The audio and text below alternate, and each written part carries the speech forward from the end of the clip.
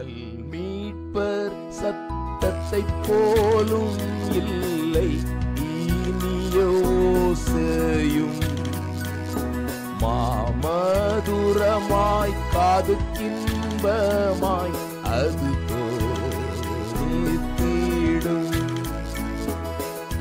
மட்டில்லா நீங்கிடா இயேசுவின் அன்பை பார் அவ்வன்பரின் பாதத்தை அண்டுவாய் பாவிவா என்கிறார்.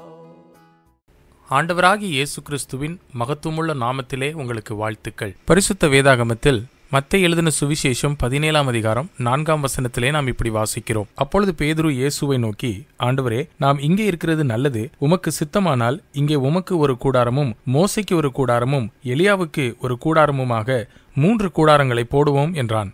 ஆண்டவராகிய இயேசு கிறிஸ்து மறுரூபம் அடைந்த போது அவரோட மோசேயையும் எலியாவையும் பார்த்து பேதுரு சொன்னான், ஆண்டவரே, நாம் இங்கே தங்கியிருப்பது நல்லது என்றான். உமக்கு விருப்பமானால் நான் இங்கே 3 கூடாரங்களை போடுகிறேன் என்றான். ஒன்று உமக்காக, இன்னொன்று மோசேக்காக, 3வது எலியாவுக்காக என்று சொன்னான். மனுஷன் பாவத்தின் நிமித்தம் தேவனுக்கு பகிஞ்சனாக மாறியிருக்கிறான். இன்னும் அவர் பிரசன்னத்திலிருந்து எடுத்து போடப்பட்டிருக்கிறான். அர்த்தம், தேவனுடைய நன்மைகளிலிருந்து அவன் தூரமாயனான். இன்னும் தேவன் அவனிடத்திலிருந்து தன் முகத்தை மறைத்துக் கொண்டார். இப்படிப்பட்ட நிலைமையிலே மனுஷன் எந்த ஆதரவு இல்லாதவனாயிருக்கிறான். இப்படி தன்னுடைய நிலைமையிலிருந்து இன்னும் வர இருக்கிற நரக தண்டனையிலிருந்து தம்மை தாமே அவன் ரட்சித்துக் கொள்ள முடியாது. மனுஷனை இந்த நிலைமையிலிருந்து ரட்சிக்கும்படியாக காப்பாற்றும்படியாக தான் ஆண்டவர் இயேசு கிறிஸ்து மாம்சத்தில் வெளிப்பட்டார். பரிசுத்தமும் குற்றமற்றவரும் கரையற்றவரும் அப்படி இருந்தும் மனுஷ ஜாதியின் பாவ சுமையை தம்மேல் ஏற்றுக்கொண்டு அவர் சிலுவையிலே பலியானார். இன்னும் மரித்தோரிலிருந்து 3ஆம் நாள் ஜீவனோடு எழும்பினார். அதனாலே யாரெல்லாம் அவர் மேல் விசுவாசம் வைக்கிறார்களோ